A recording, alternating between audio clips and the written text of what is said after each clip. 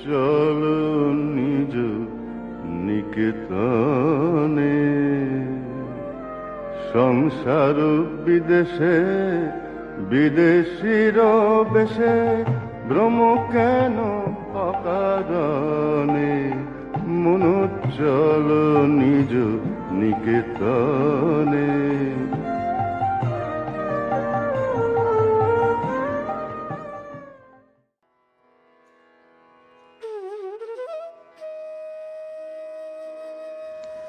ಓಂ ಶ್ರೀ ಗುರುಭ್ಯೋ ನಮಃ.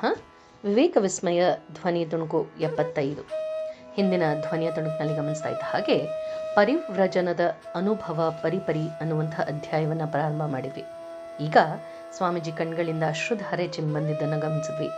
ಗದ್ಗದ ಸ್ವರದಿಂದ ಸರಳ ಹೃದಯದ ಈ ಅತಿಥಿಯನಿಗೆ ತಮ್ಮ ಧನ್ಯವಾದವನ್ನು ಹೇಳಿ ಸ್ವಾಮೀಜಿ, ಆದರೆ ಅವನ ಆತ ಅದನ್ನು ಪ್ರತಿಭಟಿಸ್ತಾ, ಅಯ್ಯೋ ನನಗೆ ಯಾಕೆ ಧನ್ಯವಾದ ಹೇಳ್ತೀರಿ ಮಹಾರಾಜ್ ಅಂತ ಹೇಳ್ತಾ, ಎಲ್ಲವೂ ಶ್ರೀರಾಮನ ಕೃಪೆಯಿಂದ ಅಷ್ಟೇ. ಶ್ರೀರಾಮ ಅವನ ಕನಸಿನಲ್ಲಿ ಬಂದು ಸ್ವಾಮೀಜಿಗೆ ಆಹಾರ ತಗೊಂಡು ಹೋಗ್ಕೊಟ್ಟಿದ್ದನ್ನು ಗಮನಿಸಿದ್ವಿ. ಇದೆಲ್ಲದನ್ನು ನೋಡ್ತಿದ್ದ ಬನಿಯ ಆಶ್ಚರ್ಯಾಘಾತದಿಂದ ಸ್ತಬ್ಧನಾದ. ನಂತರ ಸ್ವಾಮೀಜಿ ಪಾದಕ್ಕೆ ಬಿದ್ದು ಕ್ಷಮೆಯನ್ನು ಬೇಡಿಕೊಂಡು ಕ್ಷಮಿಸ್ಬಿಡಿ ಅಂತ ಕೇಳಿಕೊಂಡಿದ್ದನ್ನು ಕೂಡ ಗಮನಿಸಿದ್ವಿ. ಈಗ ಅದರ ಮುಂದುವರೆದ ಭಾಗ. ಸ್ವಾಮೀಜಿಗೆ ಶ್ರೀರಾಮಕೃಷ್ಣರು ಉಪದೇಶ ಮಾಡಿದ್ದಂಥ ಮಂತ್ರ ರಾಮ ಮಂತ್ರ. ರಾಮ ಸ್ವಾಮೀಜಿಗೆ ಇಷ್ಟ ದೇವತೆ. ಇಂತಹ ಅಸಹಾಯಕ ಪರಿಸ್ಥಿತಿಯಲ್ಲಿ ಶ್ರೀರಾಮ ತನ್ನ ನಂಬಿದವರನ್ನ ಕಾಪಾಡಿದಂತಹ ಮಾರ್ಮಿಕವಾದ ಘಟನೆ ಇದು. ಸ್ವಾಮೀಜಿ ಅದೇ ಪ್ರಾಂತದಲ್ಲಿ ಪ್ರಯಾಣ ಮಾಡ್ತಿದ್ದಾರೆ. ಆ ಸಂದರ್ಭದಲ್ಲಿ ನಡೆದಂಥ ಇನ್ನೊಂದು ಘಟನೆ ಈಗ ನೋಡೋಣ. ಒಮ್ಮೆ ಸ್ವಾಮೀಜಿ ಕುಳಿತುಕೊಂಡಿದ್ದಂಥ ಬೋಗಿಯಲ್ಲೇ ಇಬ್ರು ಬಿಳಿಯರು ಕೂಡ ಬಂದಿದ್ರು. ಅವರು ಸ್ವಾಮೀಜಿಯನ್ನ ಕಂಡು ಇವನ್ಯಾರೋ ಒಬ್ಬ ಗಾಂಪನಿರ್ಬೇಕು ಅಂತ ಊಹಿಸಿದ್ರು. ಅವರ ವಿಷಯವಾಗಿ ಇಂಗ್ಲಿಷ್ನಲ್ಲಿ ಮಾತನಾಡ್ಕೊಳ್ತಾ ಸ್ವಾಮೀಜಿ ಮೇಲೆ ಅಪಹಾಸ್ಯವನ್ನ ಮಾಡ್ತಿದ್ರು. ಅವರ ಮಾತುಗಳನ್ನ ಒಂದು ಪದ ಕೂಡ ತಮಗೆ ಅರ್ಥವಾಗ್ಲಿಲ್ವೇನೋ ಅನ್ನೋ ಹಾಗೆ ಸುಮ್ಮನೆ ಕುಳಿತುಕೊಂಡು ಕೇಳಿಸ್ಕೊಳ್ತಾ ಇದ್ದಾರೆ. ರೈಲು ಈಗ ಒಂದು ನಿಲ್ದಾಣಕ್ಕೆ ಬಂದು ನಿಂತ್ಕೊಳ್ತು. ಸ್ವಾಮೀಜಿಗೆ ಕುಡಿಯೋದಕ್ಕೆ ಸ್ವಲ್ಪ ನೀರು ಬೇಕಾಗಿದೆ. ಅಲ್ಲೇ ಇದ್ದ ಸ್ಟೇಷನ್ ಮಾಸ್ಟರ್ ಹತ್ರ ಇಲ್ಲಿ ಕುಡಿಯೋದಕ್ಕೆ ನೀರು ಸಿಗುತ್ತೇನೋ ಅಂತ ಇಂಗ್ಲಿಷ್ನಲ್ಲಿ ಕೇಳಿದ್ರು. ತಕ್ಷಣ ಆ ಇಬ್ರು ಬಿಳಿಯರು ಮುಖ ನೋಡ್ಕೊಂಡ್ರು. ಎಲ್ಲ ಇವನಿಗೆ ಇಂಗ್ಲಿಷ್ ಬರುತ್ತೆ ಅಂತ ಅನ್ಕೊಂಡು ಇಲ್ಲಿವರೆಗೂ ತಾವು ಅಂದ್ರೆ ಅವ್ರಿಗೆ ಇಂಗ್ಲಿಷ್ ಬರಲ್ಲ ಅಂತ ತಿಳ್ಕೊಂಡು ಅಪಹಾಸ್ಯ ಮಾಡಿ ಮಾತನಾಡ್ಕೊಳ್ತಾ ಇದ್ದಿದ್ದೆಲ್ಲ ಅವರು ಅರ್ಥ ಮಾಡ್ಕೊಂಡ್ಬಿಟ್ಟಿದ್ದಾರೆ ಅನ್ನೋದು ಗೊತ್ತಾದಾಗ ಆ ಇಬ್ರು ಬಿಳಿಯರು ಕೂಡ ತಬ್ಬಿಗೆ ಬಾಗ್ಬಿಟ್ರು. ಕ್ಷಮೆ ಕೋರುವ ದನಿಯಲ್ಲಿ ಸ್ವಾಮೀಜಿನ ಕೇಳ್ತಾರೆ, ನಮ್ಮ ಮಾತು ನಿಮ್ಗೆ ಅರ್ಥವಾಗ್ತಾ ಇದ್ರು, ನೀವ್ ಯಾಕೆ ಅದನ್ನ ಪ್ರತಿಭಟನೆ ಮಾಡದಲ್ಲಿ ಸುಮ್ಮನೆ ಕುಳಿತಿದ್ರಿ ಅಂತ. ಕಿಟಕಿ ಆಚೆ ನೋಡ್ತಾ ಸ್ವಾಮೀಜಿ ಶಾಂತವಾಗಿ ಹೇಳ್ತಾರೆ, ನಾನು ಮೂರ್ಖರನ್ನ ನೋಡ್ತಾ ಇರೋದು ಇದು ಮೊದಲನೇ ಸಲ ಅಲ್ವಲ್ಲಪ್ಪ ಅಂತ. ಈ ಖಾರದ ಉತ್ತರವನ್ನ ಕೇಳಿದಾಗ ಆ ಇಂಗ್ಲಿಷರಿಗೆ ಕೋಪ ಬಂದರೂ ಕೂಡ ಸ್ವಾಮೀಜಿಯ ಕಟ್ಟುಮಸ್ತಾದ ಮೈಕಟ್ಟನ್ನ, ಸ್ವಾಮೀಜಿಯ ಕಣ್ಣುಗಳಲ್ಲಿ ಸೂಸ್ತಾ ಇದ್ದಂತಹ ಆತ್ಮಶಕ್ತಿಯನ್ನ ಕಂಡು ತಕ್ಷಣ ಕ್ಷಮೆಯನ್ನ ಕೇಳ್ಕೊಂಡ್ರು. ಸ್ವಾಮೀಜಿಗೆ ಈ ದೀರ್ಘ ರೈಲು ಪ್ರಯಾಣಗಳ ಅವಧಿಯಲ್ಲಿ ಇಂಥ ಅದೆಷ್ಟೆಷ್ಟೋ ಹೊಸ ಅನುಭವಗಳಾಗ್ತಿತ್ತು. ಜನರ ವಿಚಿತ್ರ ರೀತಿ ನೀತಿಗಳು, ಮಾತುಕತೆಗಳು ಅವರಿಗೆ ಮನೋರಂಜನೆ ಅಂತ ಕೂಡ ಕೆಲವು ಸಲ ಅನ್ಸಿದ್ದುಂಟು. ಕೆಲವು ಸಲ ಅಂತೂ ಇಂತಹ ಸಂದರ್ಭದಲ್ಲಿ ಅವರು ಬಾಲಕ ನರೇಂದ್ರನೇ ಆಗ್ಬಿಡ್ತಿದ್ರು. ಒಂದ್ಸಲ ಹೀಗೆ ಯಾವುದೋ ದೀರ್ಘ ಪ್ರಯಾಣದ ಸಂದರ್ಭದಲ್ಲಿ ಒಬ್ಬ ತರುಣ ಅವರಿಗೆ ಗಂಟು ಬಿದ್ದು ಬಿಟ್ಟ. ಇವನಿಗೆ ವಾಮಾಚಾರ ಮೊದಲಾದದ್ರಲ್ಲಿ ಬಹಳ ಆಸಕ್ತಿ. ಬೋಗಿಯ ಒಂದು ಮೂಲೆಯಲ್ಲಿ ಪದ್ಮಾಸನ ಹಾಕೊಂಡು ಕುಳಿತುಕೊಂಡಿದ್ದಾನೆ. ಸ್ವಾಮೀಜಿಯನ್ನು ನೋಡಿ ಆಕರ್ಷಿತನಾದ. ಹತ್ರ ಬಂದು ಮಾತನಾಡೋದಕ್ಕೆ ಪ್ರಾರಂಭ ಮಾಡ್ದ. ಅಷ್ಟರಲ್ಲಿ ಸ್ವಾಮೀಜಿ ಈ ತರುಣನ ಹತ್ರ ಒಂದು ದೊಡ್ಡ ಊಟದ ಡಬ್ಬಿ ಇರೋದನ್ನ ಗಮನಿಸಿದ್ರು. ಬೆಳಗಿಂದ ಸ್ವಾಮೀಜಿಗೆ ತಿನ್ನೋದಕ್ಕೇನೂ ಸಿಕ್ಕಿಲ್ಲ. ಸಹ ಪ್ರಯಾಣಿಕ ಕೇಳ್ದ, ಸ್ವಾಮೀಜಿ ನೀವು ಹಿಮಾಲಯಕ್ಕೇನಾದ್ರು ಹೋಗಿದ್ದೀರೇನೋ ಅಂತ. ಓಹೋ, ಹೋಗಿದ್ದೀನಿ. ಅಷ್ಟೇ ಅಲ್ಲ, ಅಲ್ಲಿ ನಾನು ಬಹಳ ಕಾಲ ವಾಸ ಮಾಡಿದ್ದೀನಿ ಕೂಡ. ಅಲ್ಲಿನ ಒಂದೊಂದು ಶಿಖರವು ಕೂಡ ನನಗೆ ಚೆನ್ನಾಗಿ ಗೊತ್ತು ಅಂದ್ರು ಸ್ವಾಮೀಜಿ. ಹೌದೇ? ಹಾಗಾದ್ರೆ ನೀವಲ್ಲಿ ಹಲವಾರು ಪವಾಡ ಪುರುಷರನ್ನ ಕಂಡಿರ್ಬೇಕು ಅಲ್ವೇನೋ? ಅವ್ರು ಮಾಡುವಂಥ ಅದ್ಭುತ ಪವಾಡಗಳೇನಾದರೂ ನೋಡಿದ್ದೀರಾ? ನನಗಂತೂ ಇದರಲ್ಲೆಲ್ಲ ತುಂಬಾ ಆಸಕ್ತಿ ಎಂದ ಯುವಕ.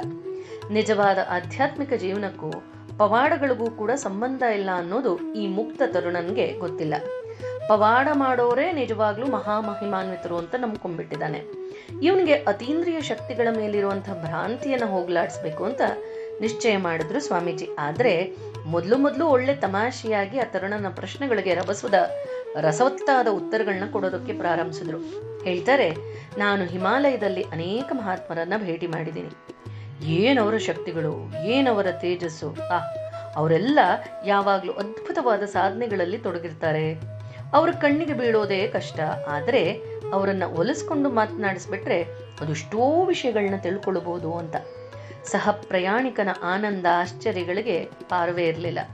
ಅವನ ಕುತೂಹಲದಿಂದ ಭುಗಿಲೆದ್ದು ಬಗೆ ಬಗೆಯ ಪ್ರಶ್ನೆಗಳನ್ನ ಕೇಳ್ತಿದ್ದಾನೆ. ತಾವು ಭೇಟಿ ಮಾಡಿದ ಮಹಾತ್ಮರು ಈ ಯುಗದ ಕಾಲಾವಧಿಯ ಬಗ್ಗೆ ಏನಾದ್ರೂ ಹೇಳ್ತಾರಿಯೇನೋ? ಅವ್ರಿಗೆ ಈ ವಿಷಯ ಎಲ್ಲ ಚೆನ್ನಾಗಿ ತಿಳಿದಿರತ್ತೆ ಅಲ್ವೇ? ಕಲಿಯುಗ ಇನ್ನೇನು ಮುಗಿತಾ ಇರಬೇಕು, ಏನಂತೀರಿ? ಹೇಗಿರಬಹುದು ಸತ್ಯಯುಗ ಅಂತ ಪ್ರಶ್ನಿಸ್ತಾ. ಅದಕ್ಕೆ ಸ್ವಾಮೀಜಿ ಉತ್ತರ ಕೊಡ್ತಾ ಹೇಳ್ತಾರೆ, ಹೌದು, ಈ ಬಗ್ಗೆ ನಾನು ಅವರೊಂದಿಗೆ ವಿವರವಾಗಿ ಚರ್ಚೆ ಮಾಡಿದ್ದೀನಪ್ಪ. ಅವರು ಇವರುಗಳ ಬಗ್ಗೆ ಬಹಳ ಚೆನ್ನಾಗಿ ಹೇಳಿದ್ರು ಅಂತ ಸ್ವಾಮೀಜಿ ಆ ಮಾತುಕತೆಯನ್ನ ಸವಿರವಾಗಿ ಕಣ್ಣಿಗೆ ಕಟ್ಟೋ ಹಾಗೆ ಬಣ್ಣಿಸೋದಕ್ಕೆ ಪ್ರಾರಂಭಿಸಿದ್ರು. ಆ ಕಡೆ ರೈಲು ಓಡ್ತಾ ಇದ್ದ ಹಾಗೆ ಸ್ವಾಮೀಜಿಯ ಕತೆಗಳೂ ಹಾಗೆ ಮುಂದಕ್ಕೆ ಹೋಗ್ತಿದೆ. ಅವರು ಹೇಳೋದನ್ನೆಲ್ಲ ಕಿವಿ ಕಣ್ಣು ಅಗಲಿಸ್ಕೊಂಡು ಕೇಳಿದಂತಹ ತರುಣ ಅವರಾಡಿದ ಪ್ರತಿಯೊಂದು ಮಾತನ್ನು ಕೂಡ ನಂಬಿಕೊಂಡ. ಕೊನೆಗೆ ಸ್ವಾಮೀಜಿ ತಮ್ಮ ಮಾತನ್ನ ನಿಲ್ಲಿಸಿದಾಗ ತನಗೆ ಪ್ರಿಯವಾದ ವಿಷಯದ ಬಗ್ಗೆ ಇಷ್ಟೆಲ್ಲ ಹೊಸ ವಿಚಾರ ತಿಳಿಸ್ಕೊಟ್ಟಂತ ಸ್ವಾಮೀಜಿ ಬಗ್ಗೆ ತುಂಬಾ ಸಂತೋಷವನ್ನ ಪಡ್ಕೊಂಡು ತನ್ನೊಡನೆ ಅವರನ್ನು ಕೂಡ ಊಟಕ್ಕೆ ಕರೆದ. ಬೇಡ ಅಂತ ಅನ್ಲಿಲ್ಲ ಸ್ವಾಮೀಜಿ. ಊಟ ಆಯ್ತು. ಕೈ ತೊಳೆದುಕೊಂಡು ಬಂದು ಯಥಾಸ್ಥಾನದಲ್ಲಿ ಕುಳಿತುಕೊಂಡಿದ್ದಾರೆ ಸ್ವಾಮೀಜಿ. ಆ ಮನುಷ್ಯನ ಮನಸ್ಸು ಒಳ್ಳೆಯದಾದ್ರೂ ಕೂಡ ಹಿಂದು ಮುಂದು ನೋಡ್ದಲೆ ಎಲ್ಲವನ್ನ ನಂಬುವಂತಹ ಪ್ರವೃತ್ತಿಯಿಂದಾಗಿ ಇವನು ತಪ್ಪು ದಾರಿ ಹಿಡಿತಾನೆ ಅಂತ ಸ್ವಾಮೀಜಿಗನ್ನಿಸ್ತು. ಇವನಿಗೆ ತಿಳಿಯಬೇಕಾಗಿದ್ರೆ ತಿಳಿ ಹೇಳ್ಬೇಕು ಅಂತಂದ್ರೆ ತಿದ್ಕೊಳ್ತಾನೋ ಇಲ್ವೋ ಅಂತ ಊಹಿಸಿದ್ರು. ಸ್ವಲ್ಪ ಹೊತ್ತು ಸುಮ್ಮನೆ ಕುಳಿತಿದ್ದು ತಾವೇ ಸಂಭಾಷಣೆಯನ್ನ ಮತ್ತೆ ಆರಂಭ ಮಾಡ್ತಾರೆ. ಅಲ್ಲ, ನೀನು ಅಷ್ಟೊಂದು ತಿಳ್ಕೊಂಡಿರೋನು, ಅದು ಗೊತ್ತು ಇದು ಗೊತ್ತು ಅಂತ ಜಂಬ ಕೊಚ್ಕೊಳ್ತಿದ್ದೋನು ಈಗ ನಾನು ಹೇಳಿದಂತಹ ಈ ತಲೆ ಬುಡ ಇಲ್ದಲೇ ಇರೋ ಕತೆಗಳನ್ನ ಅದು ಹೇಗೆ ಸ್ವಲ್ಪವೂ ಕೂಡ ಅನುಮಾನ ಪಡೆದಲೆ ಗುಳುಕ್ಕಂತ ನುಂಗ್ಬಿಟ್ಟೆ ಅಂತ ಕೇಳಿದ್ರು. ಆಗ ತರುಣ ಆ ಕ್ಷಣದಲ್ಲಿ ದಿಗ್ಭ್ರಾಂತನಾಗ್ಬಿಟ್ಟ. ಏನ್ ಸ್ವಾಮೀಜಿ, ನೀವಿಷ್ಟೊತ್ತು ಹೇಳಿದ್ದೆಲ್ಲ ಸುಳ್ಳೇನ್ ಹಾಗಾದ್ರೆ ಅಂದ. ನಿನ್ನನ್ನ ನೋಡಿದ್ರೆ ಬುದ್ಧಿವಂತನ ಹಾಗೆ ಕಾಣಿಸ್ತಿಪ್ಪ. ನಿನ್ನಂತಹ ವ್ಯಕ್ತಿ ಎಲ್ಲವನ್ನು ಕೂಡ ವಿಚಾರ ಮಾಡಿ ಬುದ್ಧಿಯ ಓರೆಗಲ್ಲಿಗೆ ತಿಕ್ಕಿ ನೋಡ್ಬೇಕು, ವಿವೇಕವನ್ನ ಉಪಯೋಗ ಮಾಡಬೇಕು.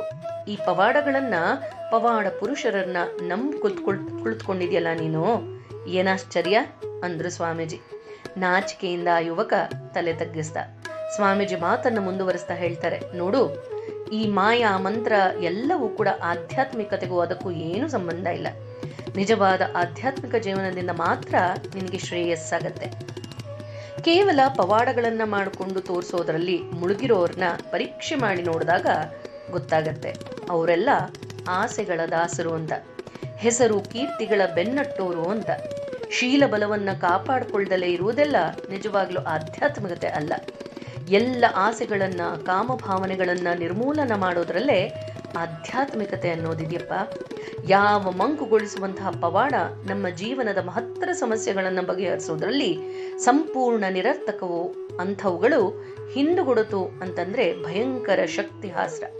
ಅವು ಮನುಷ್ಯನನ್ನ ಕಡು ಸ್ವಾರ್ಥಿಯನ್ನಾಗಿ ಮಾಡತ್ತೆ, ಪತನದ ಕಡೆಗೆ ಕರೆದುಕೊಂಡು ಹೋಗತ್ತೆ.